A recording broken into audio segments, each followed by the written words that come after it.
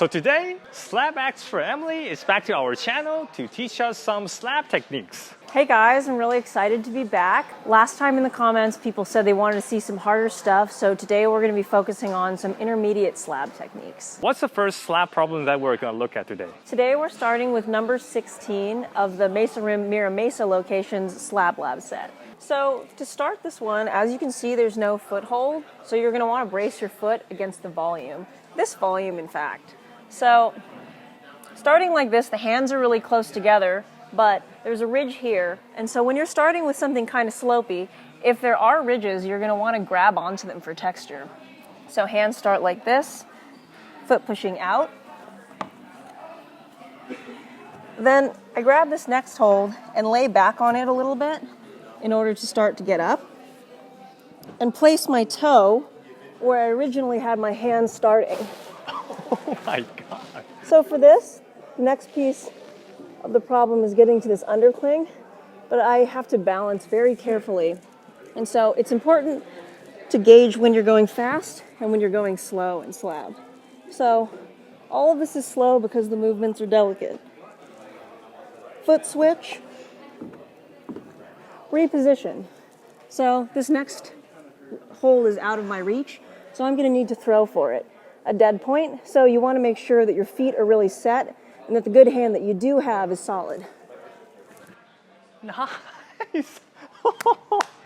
I also work on this problem, but then my first intuition is I want to go left. I want to use the volume and somehow use this as an undercling. So how do you read the route to know that you actually just like go straight up when there's no hold over here?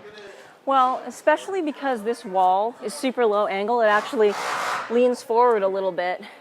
You know that you can put your chest against the wall, and while it's not a hold, that takes some of the weight off of your feet. Also, there is a hold with chalk on it, so they want you to use it for something. And my intuition tells me that if you were to try and go straight left, it would be difficult because then you'd have to come back right and then finish it. So what this tells me is that you need to get on top of these starting holds and then start the traverse once you're a little bit higher. All right, so Emily, what's the second problem that we're going to look at? All right, now we're trying Slab Lab number 18, which is even more delicate feet than the last one, so enjoy watching the tiny footholds. Okay, so as you can see for number 18, none of the hands or feet are super big, so your placement is going to be very important. Trying to micro adjust on these really small holds is difficult. If you can do it, great, but try to keep in mind that you want to make your first position your final position if you can. So the other thing about this, as you might notice, is the holds are dual text, so you can't rely on the entire hold for texture. The other thing that makes the aiming really important, you're going to want to make sure that the rubber of your shoe is contacting the textured part of your hold when possible.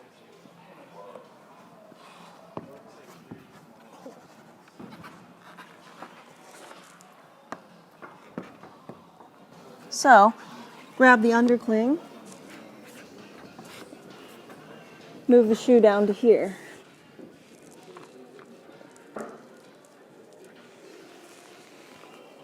So the tough part is that I'm aiming for this really small hold with not very good hands and my hips really open to the wall. So you have to drive down really hard through the right foot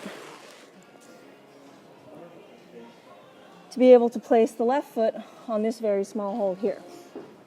So, as you can see, again, this ending hold is very far away from me, so I'm going to have to trust my left foot a lot. It's a lot of pressure, so make sure that your placement is good as you're going up.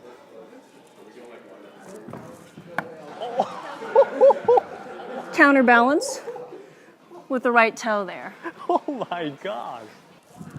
What's the third route that we're going to look at?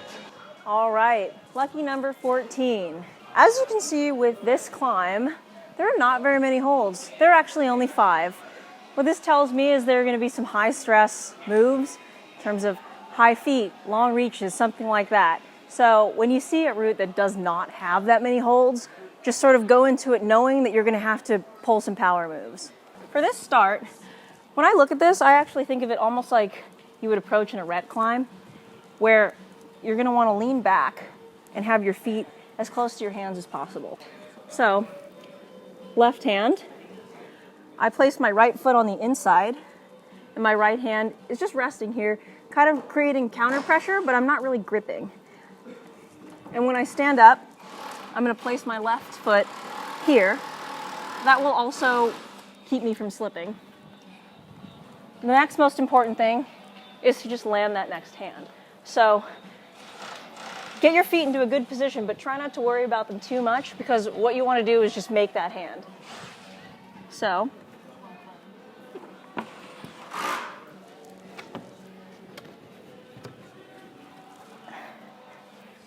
and then stable position. There's a little bit of texture on this start hold, so I use that for my foot and get into a good position here. So, finish is right there. What am I to do now? You have to high step, and since this is going to be your stable foot, make sure that your placement is really good, because you're going to have to rock over. So I have my left hand mantling right now. My right hand is free. Everything is coming from my right foot driving down and my left foot, or my left arm, holding me up.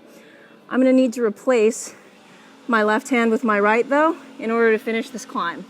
So I lean my body to the left to get out of my own way and swap my right palm for where my left was.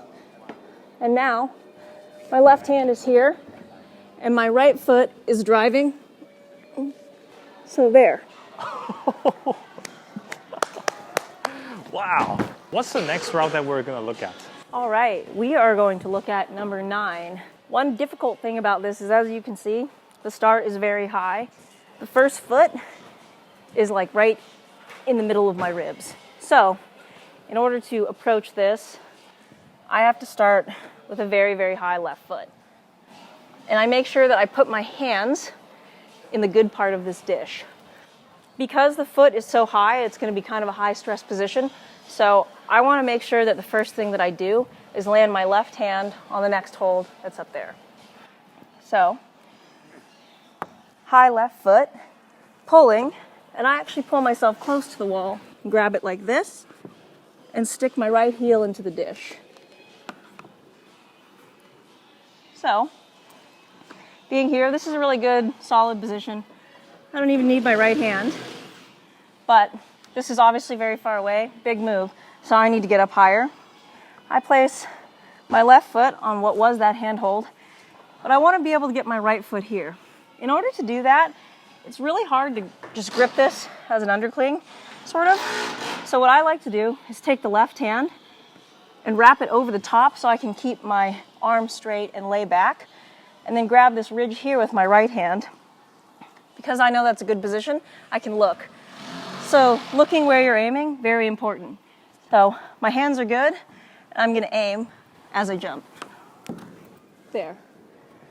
So still a little bit of a reach for me, so I'm just going to pop over like this. What's the last route that we're going to look at? Last one is going to be Slab Lab number 12. With this one, this is obviously the next hand, so you're going to want to start with your feet on the volume. I start with my right foot on, just so that I can keep my left hip closer to the wall.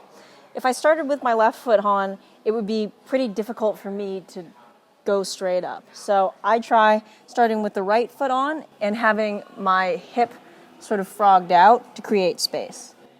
Left foot joins underneath. Grab this.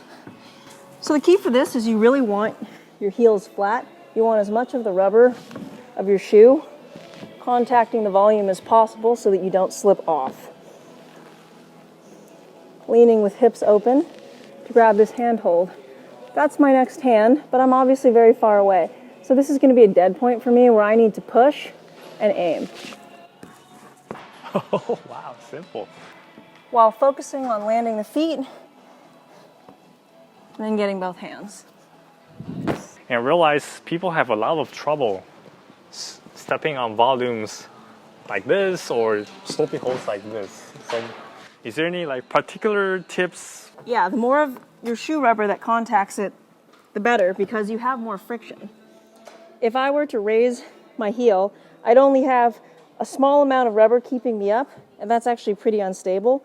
But with my full foot even, on, Your both of hands are let go. Wow. that's all you got. That's impressive. It's actually extremely stable. So with just one foot completely down, I can balance on the volume without needing any other assistance. So my number one tip to everybody trying to walk on volumes, get your heel down. Just have it flat against the volume and you will be much happier. So I learned a lot from Emily, and personally, I'm working on the first 3 routes. I'm super excited to try out Emily's Spada. I think she gave me a lot of confidence. I hope I can climb the first 3. I was able to send the first climb, but I still can't believe how easy Emily made the climb look. When I was in this position, I felt like I was on the verge of cramping. The next few moves were very delicate, and I had to climb really slow and make sure I was balanced since the right hand undercling hold wasn't very solid to hold on to.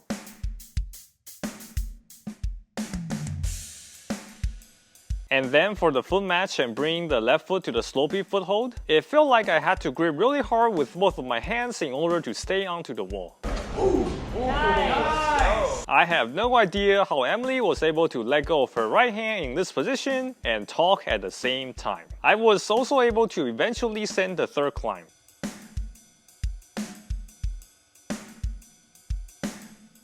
The start wasn't too difficult for me, but for the last move, it's incredibly difficult to mantle with the right hand. Pushing down when your arms are crossed to the other side of the body with the wrist pointed to the other side of the body is incredibly unnatural. It felt like I would tweak my shoulders at any moment. It is truly incredible how Emily was able to climb and explain effortlessly at the same time. As for the second climb, unfortunately I wasn't able to send it before I completed editing this video. I was able to climb the initial sequence,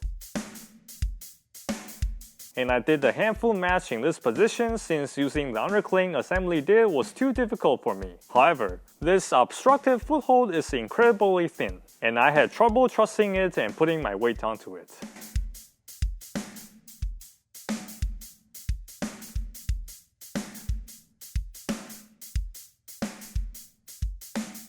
So I wasn't able to stand up with balance and proceed the climb. It's really incredible to me how easy Emily made the climb look. So Emily, I heard that you have a coaching business, right? I do. Send me a DM on Instagram, emilyysends, Emily with 2 Ys. I teach mostly slab, but I also am coaching top roping, and I would love to help you work on your technique. Mostly I focus on technical climbing, a little bit of strength stuff, but especially for beginners, it's really, really good to make sure that your technique is correct from the beginning, because then you don't have to unlearn any bad habits. So invest in your technical climbing. See you guys in the next video. See you. Bye.